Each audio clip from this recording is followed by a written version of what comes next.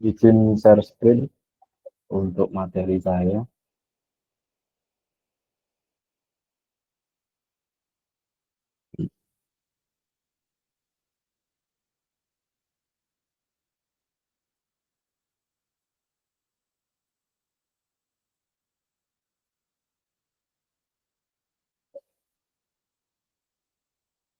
Apakah sudah muncul, Mas?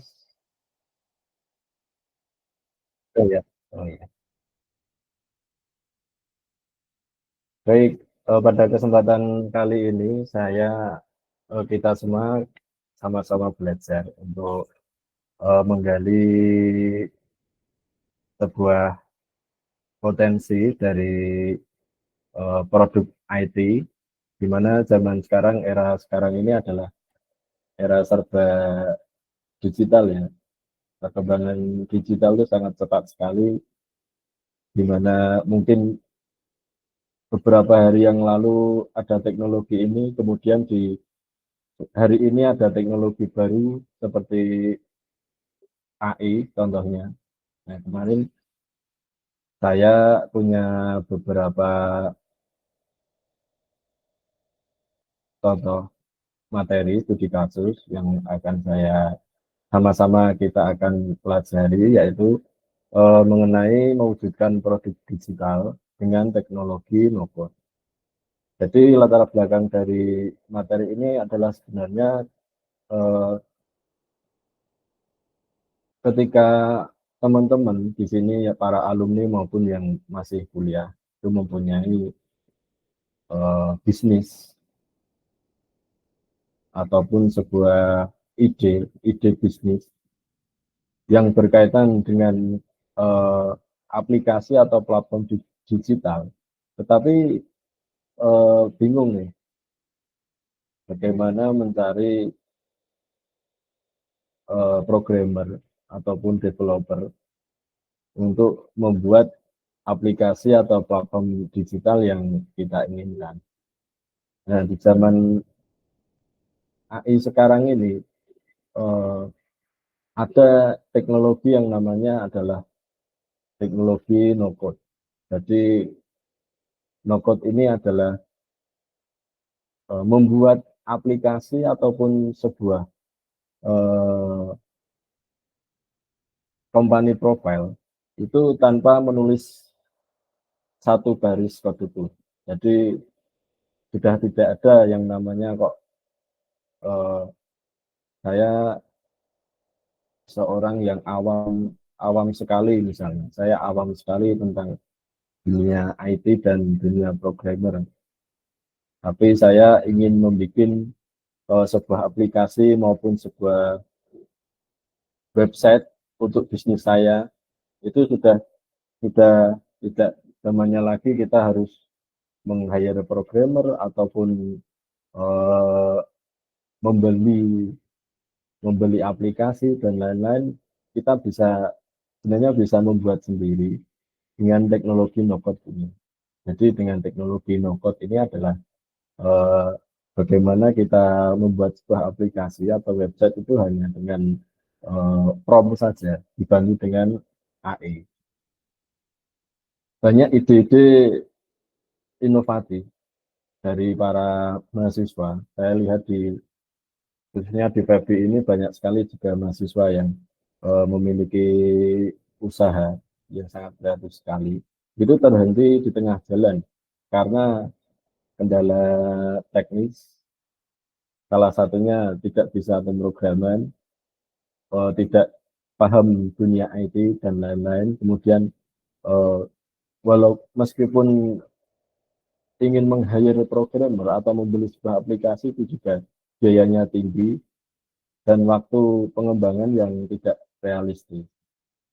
Nah, kendala-kendala ini seringkali membuat para pengusaha pemula, para teman-teman mahasiswa maupun alumni ketika ingin mengembangkan bisnisnya, kemudian menyerah sebelum memulai karena melihat kendala IT, kendala eh, pemasaran yang ingin melibatkan IT di dalamnya itu sangat susah sekali. Nah, hari ini eh, kita bersama-sama belajar bagaimana ide digital, kecil atau sebesar apapun itu kita wujudkan tanpa menulis satu baris kode, tanpa melakukan programming, tanpa menulis code sama sekali. Hanya dengan bantuan prompt, kalimat sederhana yang ingin kita wujudkan itu sudah jadi sebuah aplikasi ataupun website yang ingin kita buat. Oh ya, jika eh, teman-teman ingin bertanya ataupun ada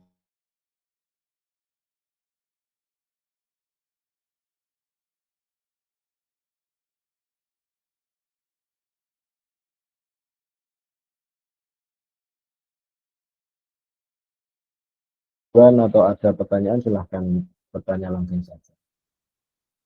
Nah, kemudian ini masalah klasik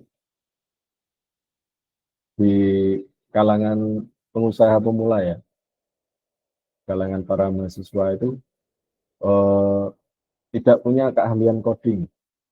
Nah, mayoritas founder-founder bisnis itu, bisnis non teknis merasa tidak memiliki keahlian di bahasa pemrograman yang kompleks, sehingga biasanya bisnis itu terkendala di pemasaran, kemudian terkendala di penguatan di bidang digital, bisnis digitalnya, karena tidak punya keahlian coding. Nah, kemudian masalah yang kedua, meskipun ada programmer yang menawarkan, kemudian ada yang menjual website, ada yang menjual aplikasi, tetapi terkendala lagi oleh biaya developer yang mahal. Jadi ketika seorang pengusaha tersebut ingin meng-hire, ingin membuat sebuah aplikasi misalnya atau sebuah website, itu kan juga tidak murah zaman sekarang. Nah, itu terkendala di biaya developer yang mahal. Kemudian yang ketiga, masalah yang ketiga, waktu pengembangan yang lama. Jadi sebuah aplikasi atau website itu biasanya inginnya pengusaha itu serba cepat, serba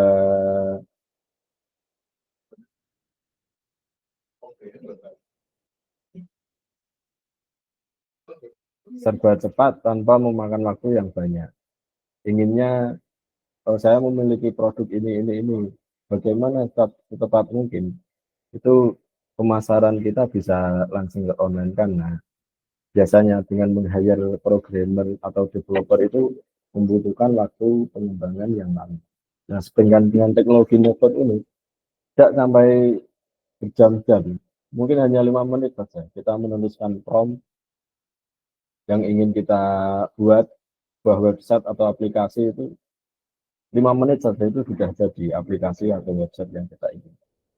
Jadi zaman sekarang itu sudah eh, zamannya sudah berubah. Semua orang tidak harus berlatar belakang memiliki latar belakang IT atau programmer, itu bisa sangat memungkinkan sekali untuk berkembang di dunia IT. Salah satunya dengan bantuan AI ya sekarang ini. Nah, selanjutnya sedikit teori. Eh, Apa itu sih teknologi no code? Jadi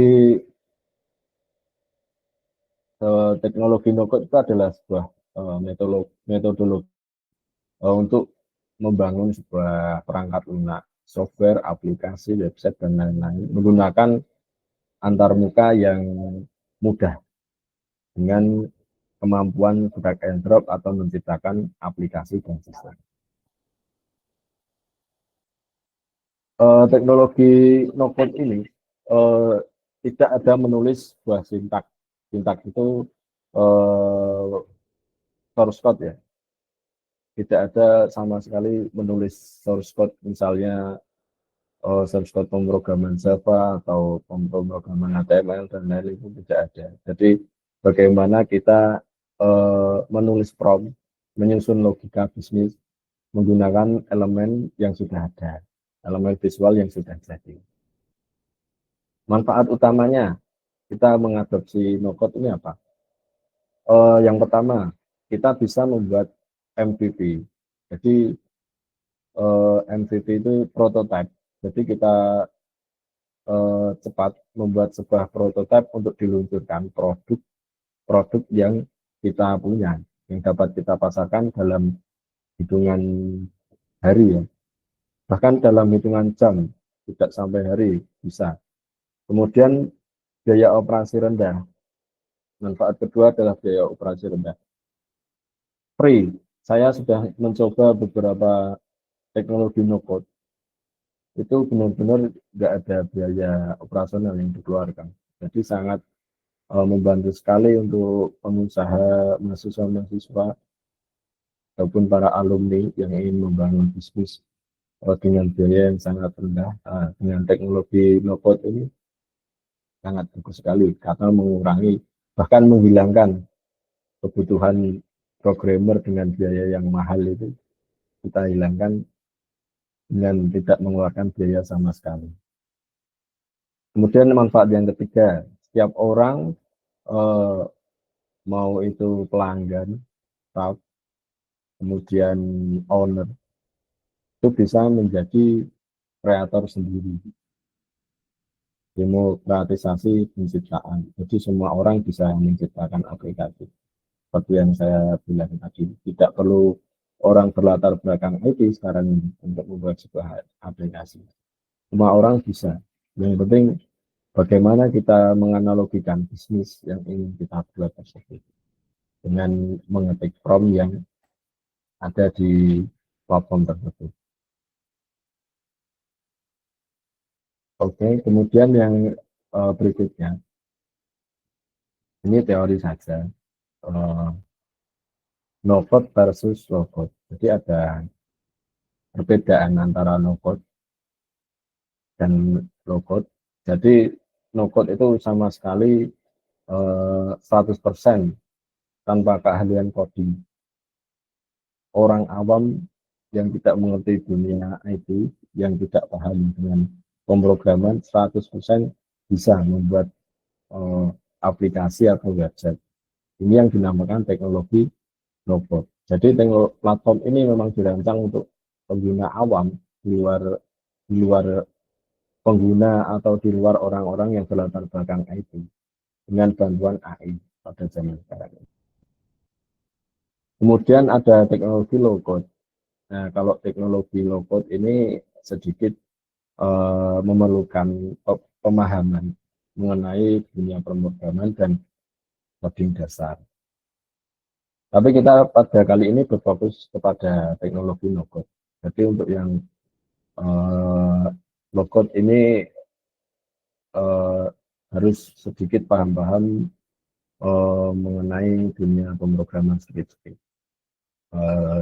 Contohnya cocok untuk seorang developer atau seorang desainer UI UX, kemudian tim IT. Nah ini cocok untuk menggunakan yang low code. Kesamaan dari dua perbedaan tersebut apa? Jadi keduanya itu bertujuan untuk mempercepat proses digitalisasi dan inovasi yang ingin dibandingkan pembangunan dari nol.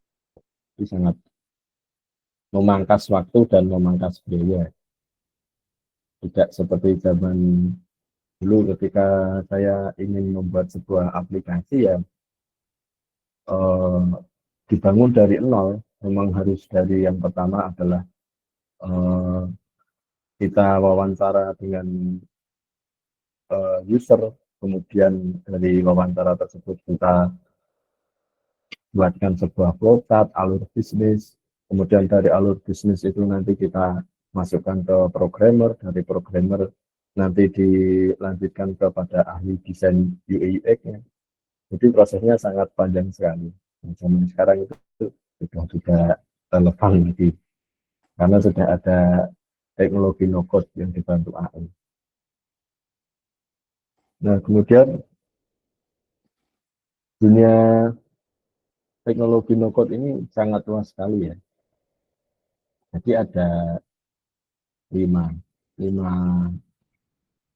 kategori yang memiliki ciri khas masing-masing untuk pembuatan website atau aplikasi.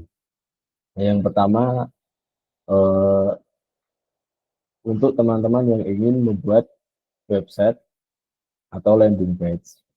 Nah, misalnya teman-teman ini adalah seorang pengusaha mebel misalnya, tapi belum punya website. Nah, bagaimana kita membangun website tersebut? Tidak perlu menyewa programmer, langsung saja. Ini ada beberapa contohnya untuk membangun website dan landing page bisa menggunakan Webflow, namanya Webflow. Kemudian ada yang namanya Wix. Jadi yang saya sebutkan ini adalah aplikasi ya, aplikasi di internet. Jadi ada Webflow, itu untuk pembuatan website, yang hasilnya itu setara sama pembuatan website yang dibuat oleh programmer. Jadi hampir sempurna. Hanya dengan mengetikkan beberapa perintah saja, dengan bahasa yang sederhana, itu sudah jadi website atau landing page atau company profile yang ingin teman-teman buat. Kemudian contohnya apa? Jadi contohnya untuk website atau landing page ini misal seperti tadi, ada teman-teman yang bergerak di bidang usaha mebel, namun bingung memasarkan produknya, nah itu bisa membuat website atau landing page dengan beberapa aplikasi yang sudah saya sebutkan tadi, seperti Webflow, Wix, atau Brand.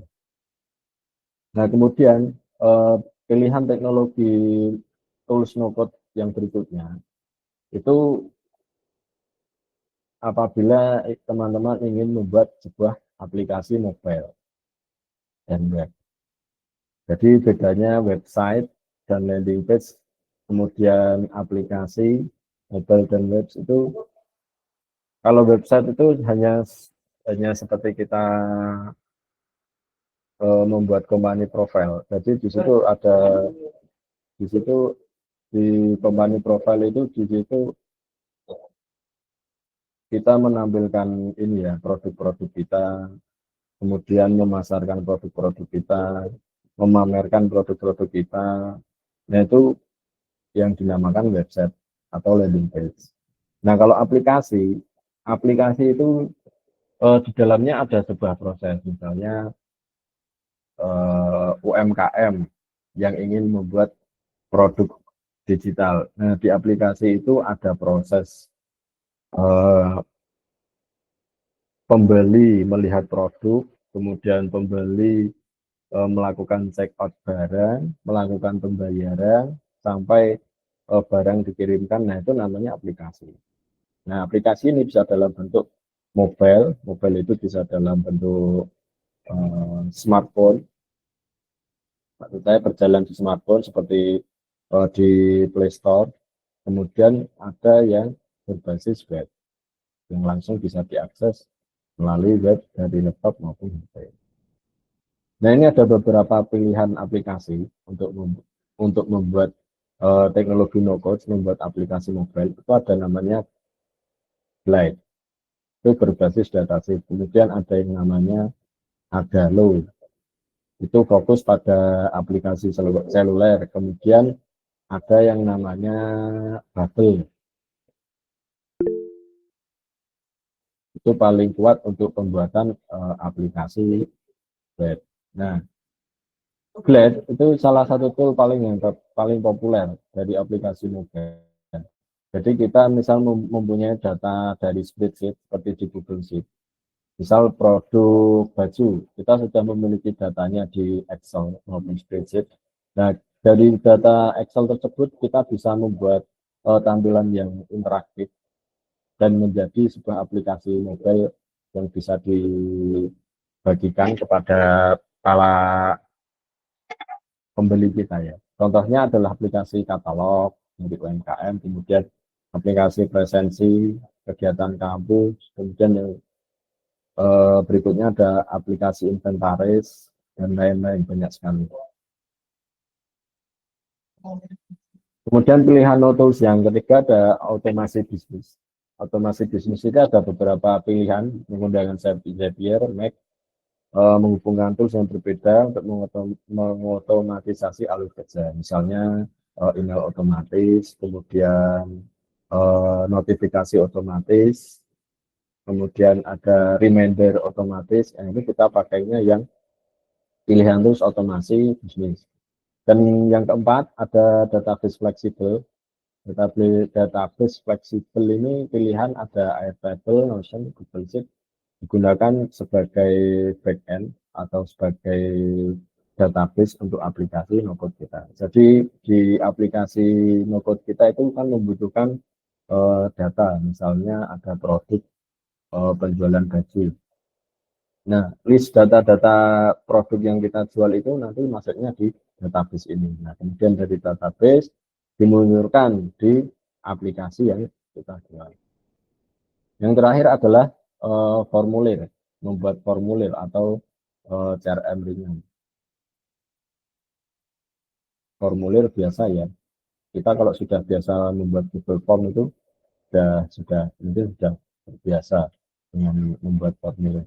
Tapi ini ada beberapa pilihan lain selain Google Form itu namanya ada Tally, kemudian Typeform digunakan untuk pengumpulan data dan interaksi pengguna. Nah, kemudian kita sudah belajar sedikit teori tadi, langsung saja pada intinya pertemuan kali ini sebenarnya saya mau mendemokan ya, karena kalau orang teknis itu teori saja kurang, malah biasanya dengan langsung demo itu kita langsung paham apa yang kita inginkan ya. Bentar. Nah, ini ada demo singkat bagaimana untuk membangun aplikasi menggunakan Glade. Jadi studi kasusnya, kasus yang saya ambil membuat katalog produk sederhana. Sumber datanya kita memiliki spreadsheet atau Excel yang sudah ada nama produk, deskripsi, dan harga. Misalnya ini data produk baju.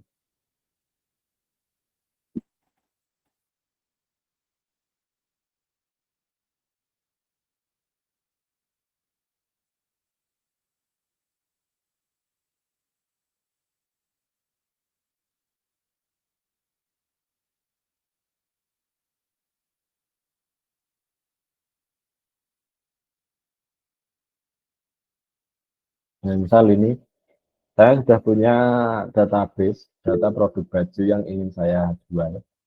Ini ada nama produk, kemudian deskripsi, harganya berapa, ukurannya apa saja, warnanya ada apa saja, kemudian stoknya berapa. Nah, dari database ini nanti kita buatkan sebuah aplikasi yang interaktif, yang indah. Jadi ketika pelanggan itu mau membeli produk kita itu eh, menarik ya, tertarik dengan aplikasi yang kita buat. Awalnya kita buat dulu database berikut. Kalau sudah dibuat, kita simpan database-nya.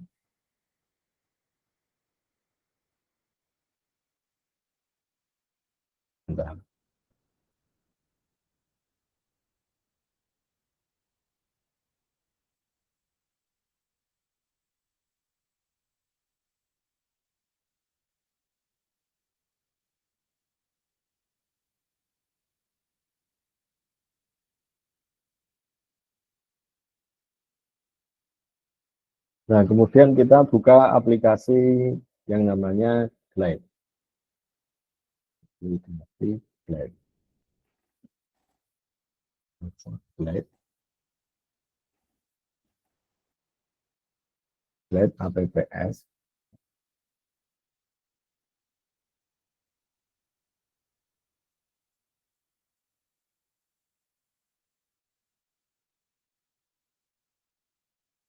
start for free, kita pilih yang start for free. Kemudian nanti biasanya diminta untuk login.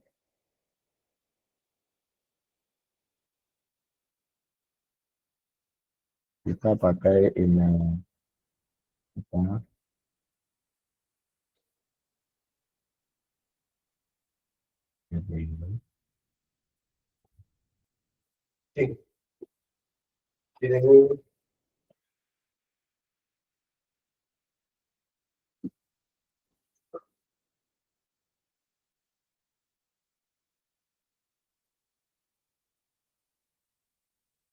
Continue.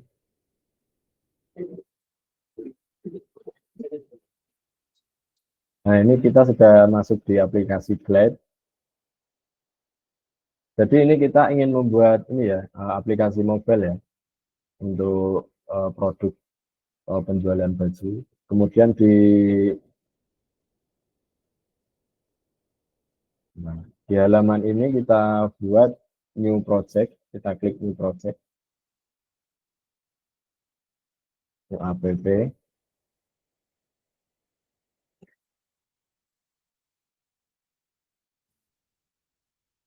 Intinya di sini. Jadi di sebelah kiri bawah ini ada text area, ada sebuah area untuk menulis kita mau bikin aplikasi apa sih. Nah, tadi kita sudah buat data untuk produk bajunya.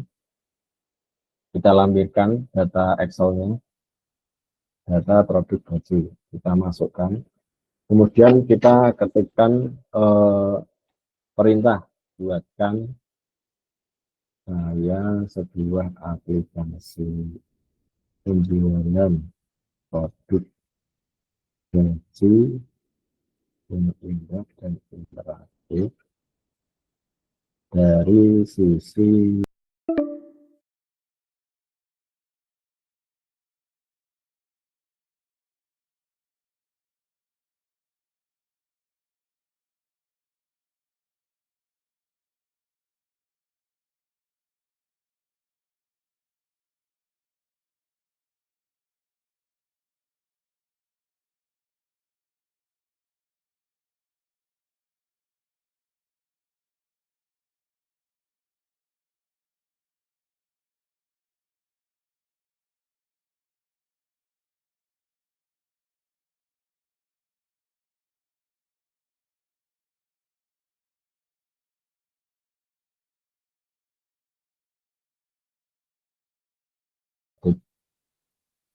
kategori pria, wanita,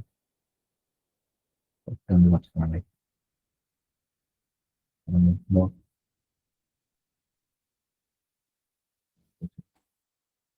Jadi mungkin itu yang bisa saya sampaikan. Nah, kesimpulannya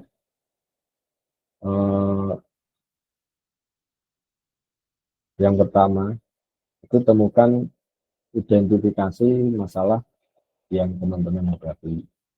Misalnya ingin membuat sebuah website profile dari produk yang teman-teman punya. Kemudian dari ide itu kita validasi lagi dengan riset, kecil-kecilan, wawancara ke mungkin ke beberapa teman dan lain-lain. Bagaimana penggunaan website untuk produk saya, kemudian desain prototipe visualnya. Desain prototipe visual ini bisa menggunakan Canva. Di Canva itu kan juga ada AI-nya, bisa langsung desainkan saya sebuah tampilan website untuk produk saya atau yang lain. Nah, kemudian setelah desainnya ada, kita bangun dengan tool no-code dengan prompt yang sudah saya contohkan tadi. Kalau sudah jadi seperti tadi, sudah jadi webnya, kita uji coba ke beberapa pembeli atau beberapa teman, kemudian lakukan pemasaran yang lebih masif.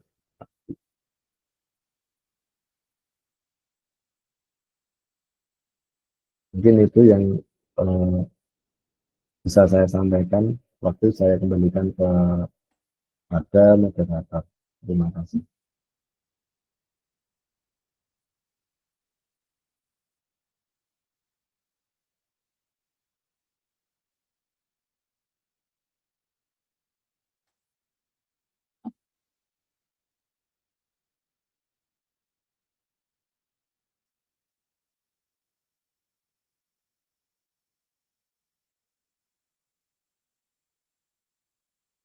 ngikut mawon ya. Monggo. Moderator.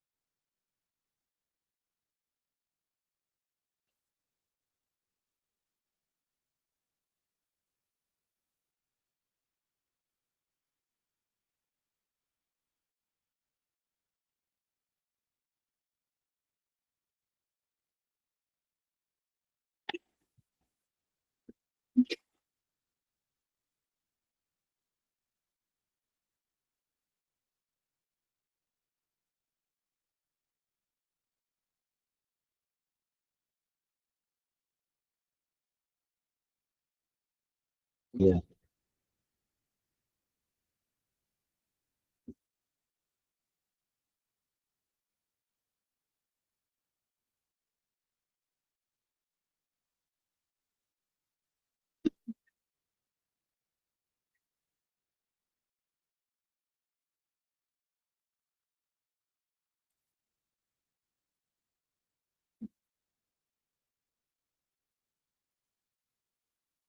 oh iya. Oke. Eh, misalnya seperti Glide tadi ya, aplikasi mobile itu kan masih free. Jadi kita tadi buatnya sebagai user yang free. Nah, mereka itu punya press list sendiri untuk berlangganan. Dari aplikasi yang kita buat tadi, itu kan masih sederhana. Nah, jika diperlukan beberapa tambahan atau beberapa fitur-fitur yang ingin ditambah itu tentu saja harus berlangganan. Jadi yang mereka tawarkan itu hanya sebatas kita membuat aplikasi yang sederhana. Seperti contohnya yang Webflow tadi, seperti toko baju, website yang saya buat tadi. Sebenarnya setelah website itu jadi, kita bisa melakukan editing seperti yang kita inginkan ya. Misal uh, share screen lagi. Misalnya ini. Nah, ini. Di sini tuh tadi kita sudah buat webnya. Nah, ini kemudian kita ingin menambahkan misalnya, menambahkan fitur pembayaran atau yang lain, ini kita bisa melakukan editing langsung di webflow-nya. Tapi dengan catatan terbatas dengan fitur-fitur yang diberikan oleh website ini karena kita masih menggunakannya sebagai user yang free, tidak berbayar. Nah, kalau berbayar mungkin fiturnya lebih lengkap lagi. Fiturnya bisa dikembangkan lebih kompleks lagi.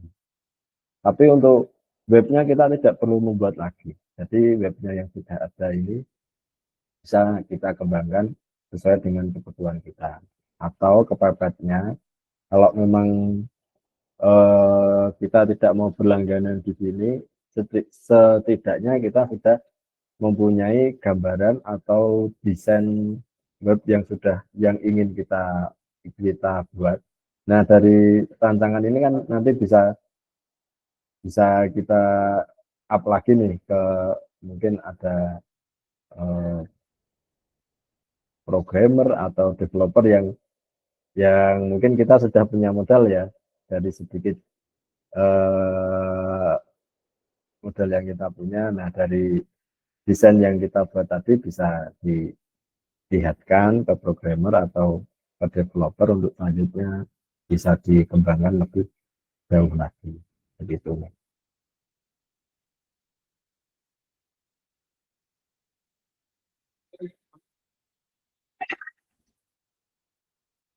Iya, iya tetap berlangganan. Ya, seperti contohnya seperti linknya ini ya. Linknya tadi kan, ya, Nah, ini linknya kan toko baju 404webflow.io. Ini kan tidak merepresentasikan toko kita ya. Mungkin inginnya kita linknya ini nama-nama toko kita kan.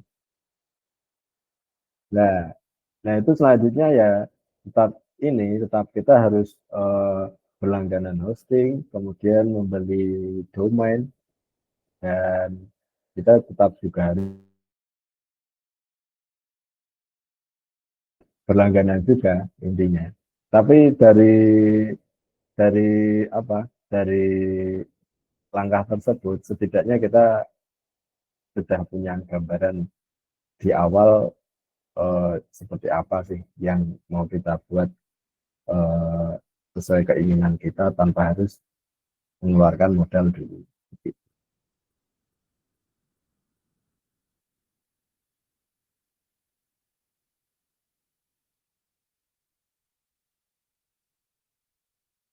Ya, ya.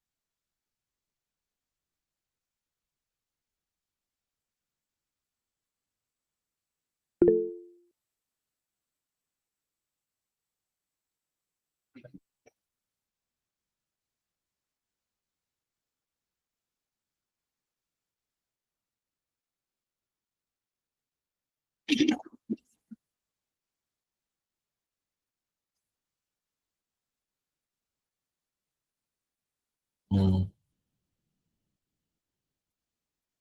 Ada banyak sekali. Jadi seperti contoh itu saya juga gabung tapi kebanyakan di Telegram ya. Kalau di WhatsApp jarang sekali. Di Telegram itu banyak sekali komunitas. Kan di Telegram itu ada fitur pencarian tuh di atas. Nah, di atas ya. Nah itu di search saja. Misal komunitas WordPress atau misal komunitas eh, Elementor. Nah, kalau di WordPress itu kan nama adanya Elementor, itu saya gabung di grup Elementor.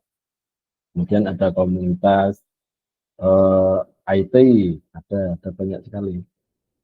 Kebetulan saya join yang di Telegram itu sudah lama, dan itu kan tinggal join aja ya, jadi nggak perlu verifikasi dan lain-lain. Nah, dari grup itu kita pantengin aja, kita ikuti kalau ada teknologi baru, kemudian ada perbincangan-perbincangan dari member-member grup itu, komunitas itu kita ikuti, dan nanti kita bisa lama-lama bisa bisa bisa ikut berkontribusi, atau kalau ada event di komunitas itu kita bisa ikut. Banyak sekali mas. Kalau kalau di lingkungan UIN saya belum nemu ya. Mungkin kalau ada apa pertanyaan atau ingin ingin belajar bersama ya bisa bisa ketemu saya di Krebu, atau di TIPD itu juga banyak orang-orang pinter untuk membuat website dan lain-lain, banyak orang IT yang pinter. Tapi untuk komunitas atau grup itu biasanya saya joinnya di lebih kebanyakan di Telegram. Kalau di lokal itu, kalau saya sampai sekarang juga belum belum nemu ada komunitas IT atau programmer gitu.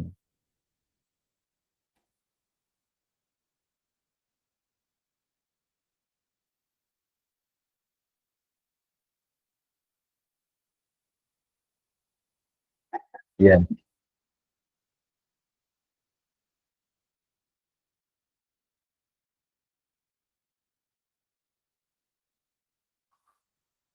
ya boleh.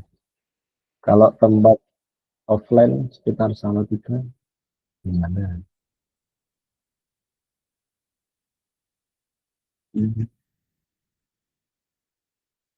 Karena ya karena mungkin kalau saya dulu kan kebetulan alumni universitas itu tetangga sebelah itu. Kalau di sana sudah banyak komunitasnya di lingkungan kampusnya.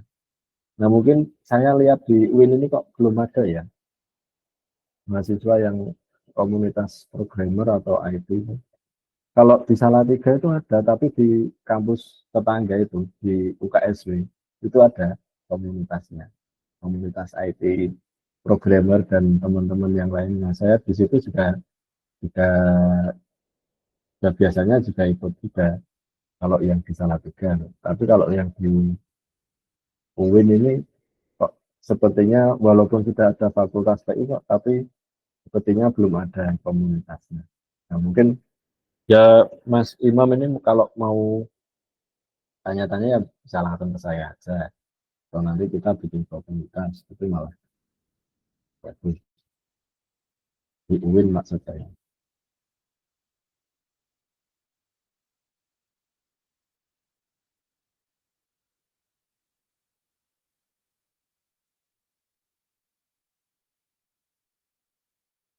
Iya, iya Mas. Boleh minta, boleh. Saya ketik di kolom chat.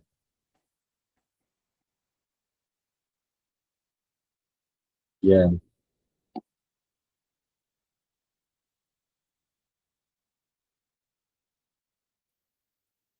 nah, itu nomor WA saya Mas Imam.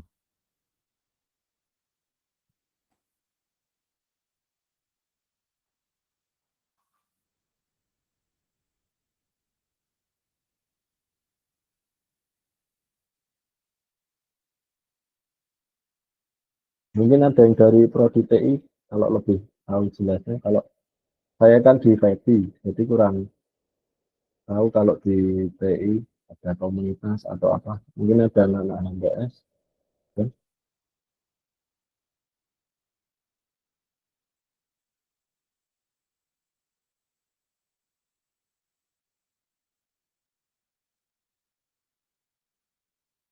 Atau KPI ya.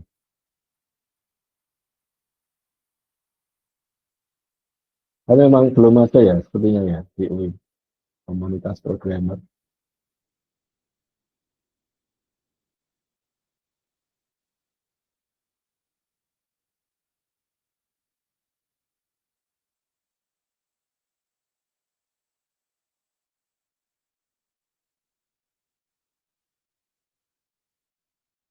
Iya,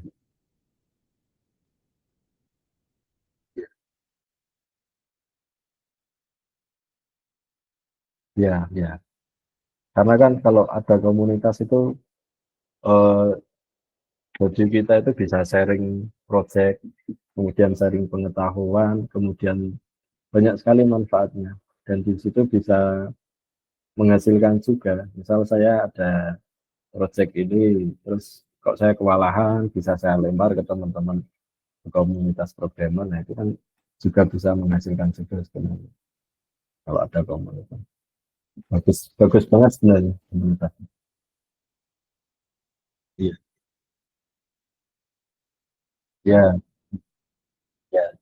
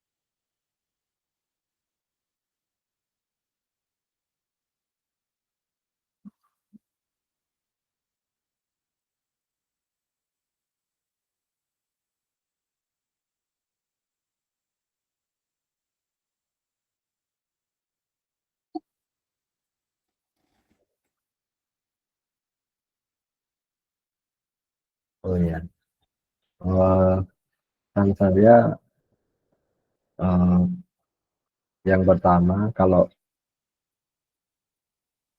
ada keinginan